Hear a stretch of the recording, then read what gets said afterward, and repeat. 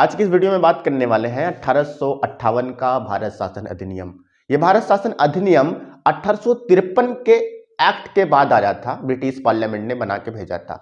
और ये अधिनियम एग्जाम के पॉइंट ऑफ व्यू के लिए बहुत इंपॉर्टेंट है। इसकी विशेषताएं, इन पे कौन कौन सी बातें शामिल थी, एक एक चीज पर हम चर्चा करने वाले हैं। लेकिन इससे पहले हमें यह समझना पड़ेगा कि ब्रिटिश रूल जो हुआ हमारे हिंदुस्तान में, या ब्रिटिश हुकूमत जो कायम हुई हिंदुस्तान में, उस ब्रिटिश हुकूमत की बुनियाद किस तरह पड़ी, स्टार्टिंग कैसे हो गई, और स्टार्टिंग होने के बाद जो कंपनी यहां पर आई वो किस प्रकार शासन किया, और उसका डी एंड कहां पर हुआ, थोड़ा सा उसको समझते हैं। मतलब भारत में ईस्ट इंडिया कंपनी के आने के बाद उसका एंड कहां पे होता है और उसका खात्मा किस प्रकार हुआ, थोड़ा सा हम समझते हैं कि ब्रिटिश रूल कैसे चला, कैसे आगे बढ़ा, ठीक है, कैसे एक्सटेंडेड हुआ, उस बात को हम समझते हैं। देखो यहां पर हम ब्रिटिश रूल पढ़ने की कोशिश करते हैं, समझने की कोशिश करते हैं।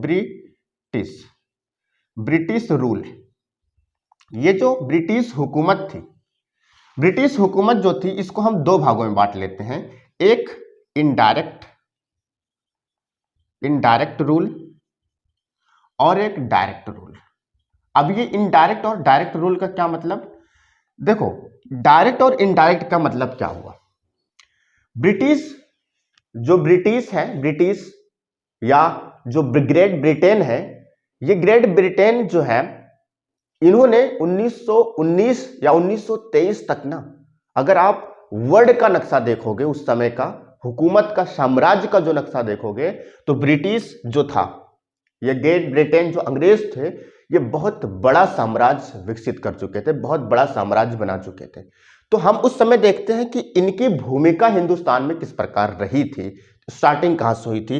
तो देखो ब्रिटिश रूल जो था, या अगर असल में देखो तो यहां पर जो पार्लियामेंट है, या ब्रिटिश पार्लियामेंट जो है, ये हुकूमत करती थी, ठीक है।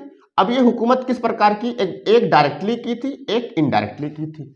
अब कैसे, देखो ब्रिटिश में 1600 ईस्वी में एक कंपनी स्थापित होती है। थोड़ा सा हिस्ट्री की तरफ चलते हैं। कब, 1600 ईस्वी में एक कंपनी बनती है, और इस कंपनी पर, उस कंपनी का नाम था ब्रिटिश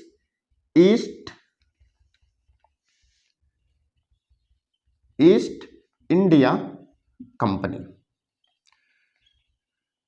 ये कंपनी बनती है, ब्रिटिश ईस्ट इंडिया कंपनी 1600 ईस्वी में बनती है। और इस कंपनी को ट्रेड करने का, ध्यान देना, ट्रेड करने का, व्यापार करने का परमिशन अलॉट हो जाता है। और इसको, ईस्ट इंडिया कंपनी को परमिशन कौन देता है, उस समय रानी जो थी, रानी एलिजाबेथ, क्या नाम था,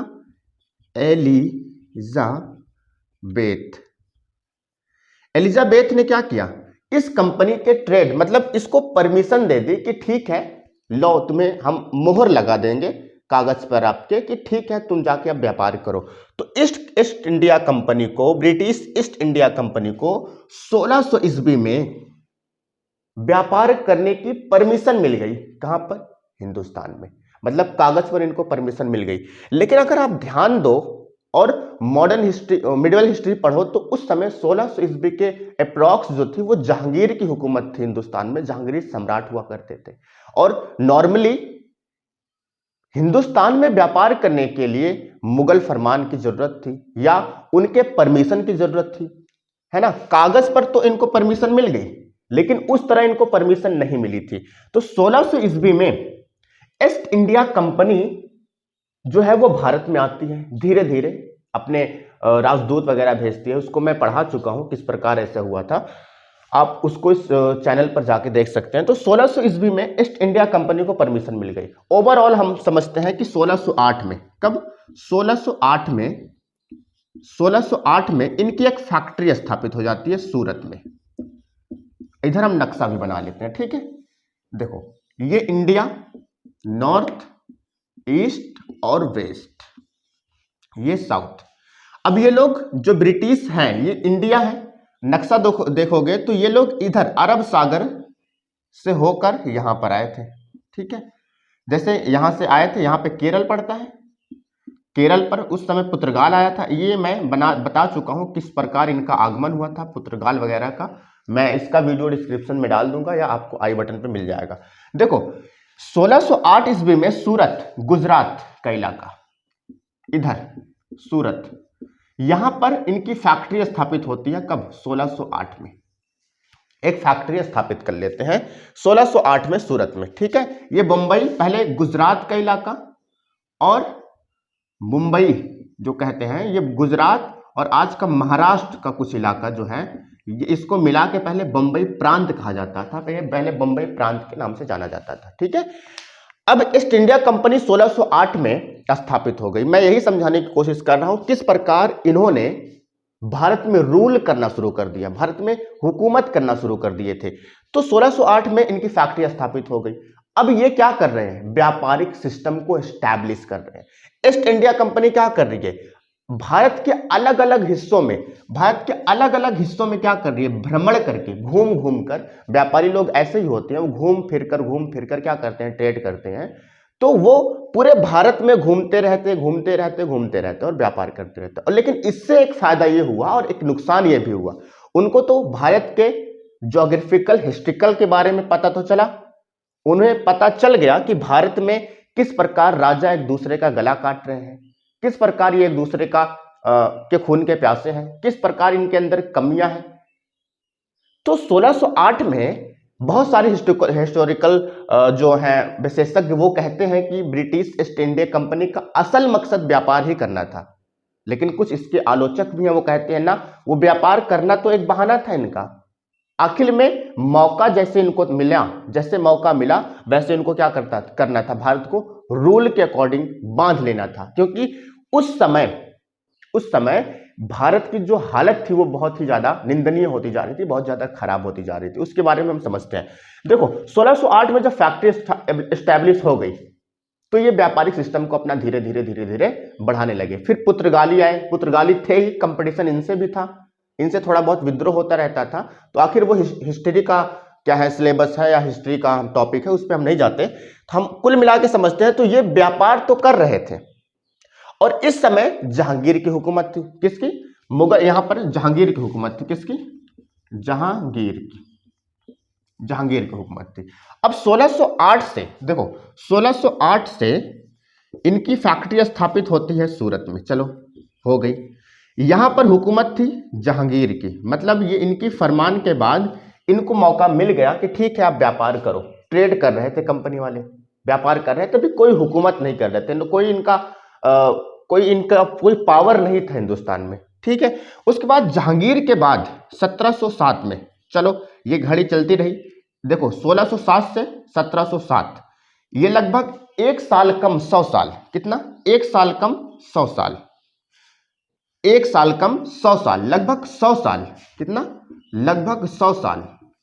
100 साल ईस्ट इंडिया कंपनी, ध्यान देना, 100 साल ईस्ट इंडिया कंपनी, 100 साल सिर्फ और सिर्फ व्यापार की, हिंदुस्तान में सिर्फ ट्रेड की। कहीं इनकी हुकूमत कायम नहीं थी, कहीं इनका रूल या इनका प्रशासनिक सिस्टम कायम नहीं था, या कहीं भारत के किसी हिस्से पे ये राज नहीं करते थे। कब तक? लगभग 100 साल।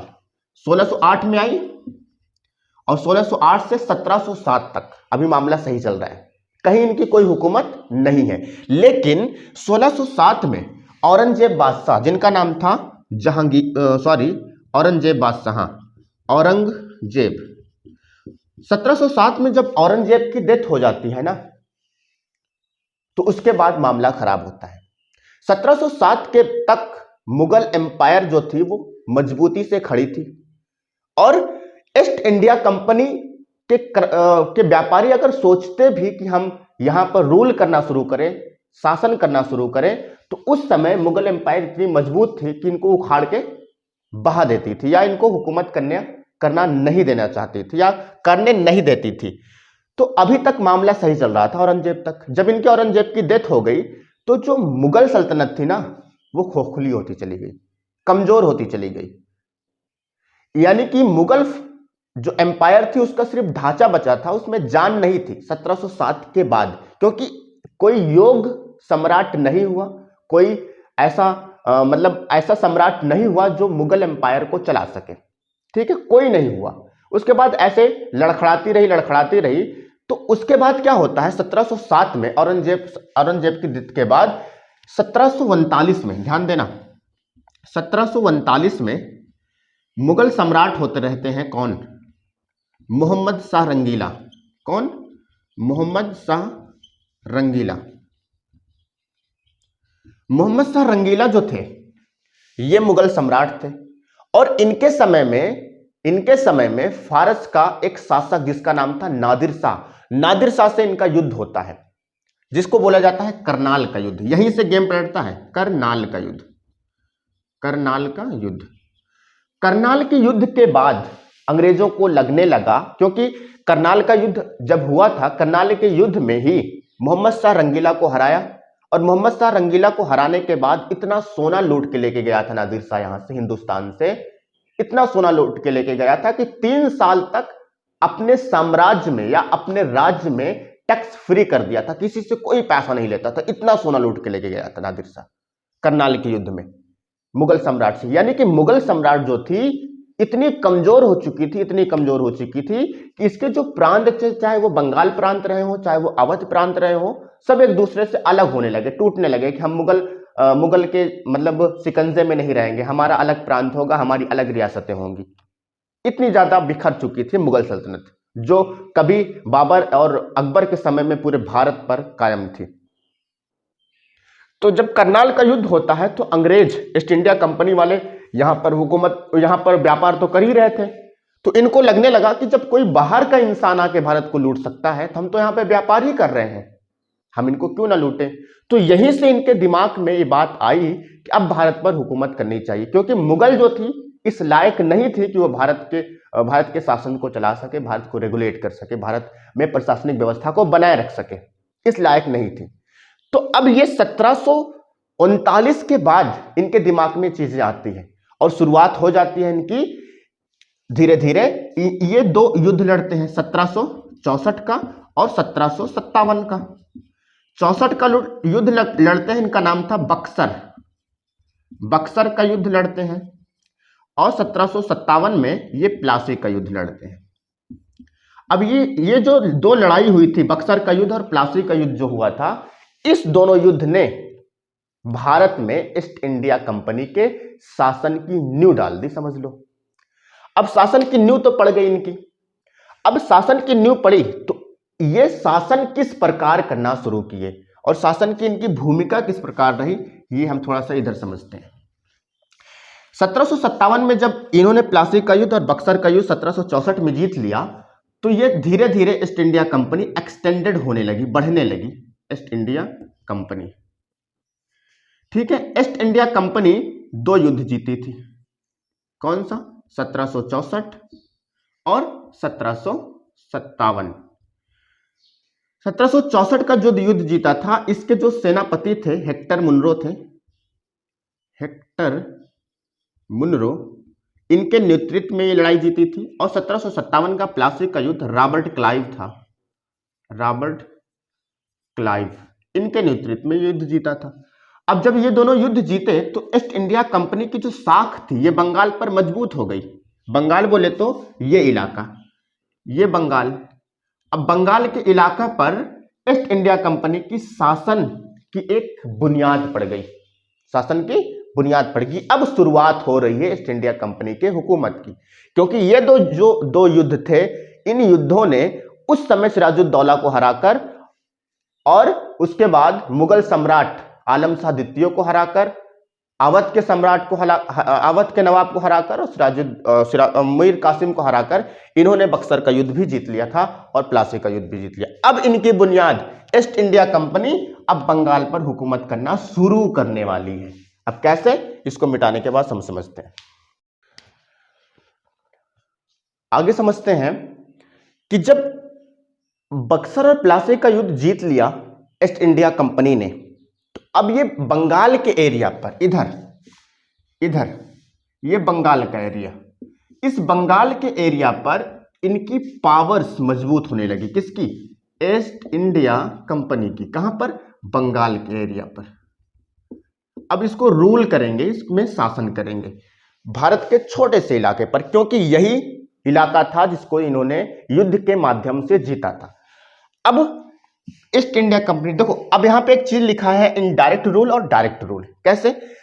1773 में, अब ये डेट याद रखना, 1773 में एक कानून बन के आता है जिसका नाम था रेगुलेटिंग एक्ट। रेगुलेटिंग एक्ट बन के आता है और ये बना के किसको भेजती है? ये बना के भेजती है ईस्ट इंडिया कंपनी को। देखो ये बना के भेजती है किसको? ईस्ट इंडिया कंपनी को। British parliament east India company को रूल बना के भेजती है, मतलब कानून भेजती है, उसमें टर्म और कंडीशंस लिखी होती है कि तुम्हें किस प्रकार बंगाल को रेगुलेट करना है, चलाना है, संचालित करना है, किस प्रकार बंगाल में शासन का शिकंजा कसना है। तो ब्रिटिश पार्लियामेंट भेजती थी किसको? ईस्ट इंडिया कंपनी को, और ईस्ट इंडिया कंपनी ये जो रूल था बंगाल पे अप्लाई करती थी। तो आप देखो ईस्ट इंडिया कंपनी पर अप्लाई करती थी कौन? सॉरी, ईस्ट इंडिया कंपनी जो रूल ब्रिटिश पार्लियामेंट बना के भेजती थी ईस्ट इंडिया कंपनी को, और ईस्ट इंडिया कंपनी इस रूल को एस्टैब्लिश करती थी कहां पर? बंगाल पर। तो ये ब्रिटिश पार्लियामेंट का इनडायरेक्ट रूल हो गया। यहां पर हुकूमत डायरेक्टली कौन करता था? ईस्ट इंडिया कंपनी बंगाल पर डायरेक्टली हुकूमत करती थी, लेकिन ईस्ट इंडिया कंपनी को जो कानून या टर्म और कंडीशंस बना के भेजती थी वो ब्रिटिश पार्लियामेंट भेजती थी। तो ब्रिटिश पार्लियामेंट का इनडायरेक्ट रूल हो गया हिंदुस्तान पर। किसके माध्यम से? ईस्ट इंडिया कंपनी के माध्यम से हुकूमत करती थी। वो डायरेक्टली हुकूमत ना करके ईस्ट इंडिया कंपनी के माध्यम से हुकूमत करती थी। तो ब्रिटिश पार्लियामेंट इनडायरेक्टली हुकूमत करना शुरू कर दी। कहां पर? हिंदुस्तान में। किस एक्ट के माध्यम से? रेगुलेटिंग एक्ट के माध्यम से। अब इनका शासनिक बुनियाद, प्रशासनिक बुनियाद पड़ना शुरू हो गई। अब ये धीरे धीरे भारत को कब्जा लेंगे, भारत में कब्जा कर लेंगे। अब 1773 तक से, देखो 1773 से 1858, 1773 से 1858 का ये जो समय था, यहां से ईस्ट इंडिया कंपनी हुकूमत करती है और यहां पर भी ईस्ट इंडिया कंपनी का एंड हो जाता है। ध्यान समझना, शुरुआत ईस्ट इंडिया कंपनी करती है 1773 में। किस रूल से? रेगुलेटिंग एक्ट से शुरू करती है, इस रूल से। लेकिन 1858 का अधिनियम जब आता है तो ईस्ट इंडिया कंपनी का शासन खत्म कर दिया जाता है। क्यों? क्योंकि British parliament east India company के माध्यम से भारत में शासन कर रही थी या रूल्स कर रही थी, ईस्ट इंडिया कंपनी के माध्यम से ब्रिटिश पार्लियामेंट। लेकिन ब्रिटिश पार्लियामेंट ने 1858 के कानून में सोचा कि अब नहीं, हम ईस्ट इंडिया कंपनी को बीच से हटा देंगे, बल्कि बीच से हटाकर हम डायरेक्टली हुकूमत करेंगे। कैसे? इधर देखो आप, देखो ये था ब्रिटिश पार्लियामेंट ये कानून बना के भेजती थी ईस्ट इंडिया कंपनी को। ईस्ट इंडिया कंपनी हुकूमत करती थी इंडिया पर। तो देखो ये बीच में ये माध्यम बनता था east India company. British parliament east India company के माध्यम से क्या करती थी? इंडिया पे हुकूमत करती थी। लेकिन 1858 का जब कानून आता है तो 1858 के कानून में ईस्ट इंडिया कंपनी को बीच से हटा दिया जाता है और डायरेक्ट इसका कनेक्शन इससे डायरेक्ट जोड़ दिया जाता है। अब डायरेक्ट हुकूमत हो गई। तो अभी इधर इनडायरेक्ट हुकूमत थी 1773 से 1858 तक, लगभग 85 ईयर। कितना? 85 साल भारत पर ईस्ट इंडिया कंपनी ने रूल किया। कितना? ईस्ट इंडिया कंपनी ने रूल किया, ठीक है, 85 साल। लेकिन डायरेक्ट रूल जो था ब्रिटिश पार्लियामेंट ने जब ईस्ट इंडिया कंपनी को 1858 कानून में खत्म कर दिया तो डायरेक्ट रूल जो है ब्रिटिश पार्लियामेंट ने अपने हाथ में ले लिया। तो यहां पर ब्रिटिश पार्लियामेंट मींस क्राउन के हाथ में सारी पावर चली गई। चलो किसके हाथ में? क्राउन, किंग के हाथ में सारी पावर चली गई। अब किंग जो था ये 1858 से 1947 जब हम लोग आजाद हुए, लगभग ये जो ड्यूरेशन था, ये समय था 89 ईयर्स, 89 साल भारत पर किसकी हुकूमत थी? क्राउन की हुकूमत थी, ब्रिटिश सम्राट की हुकूमत थी। इस वजह से ये डायरेक्ट हुकूमत थी।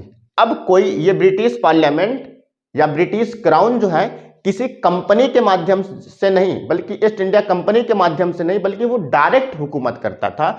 इस वजह से इसको डायरेक्ट रूल में अप्लाई किया गया है।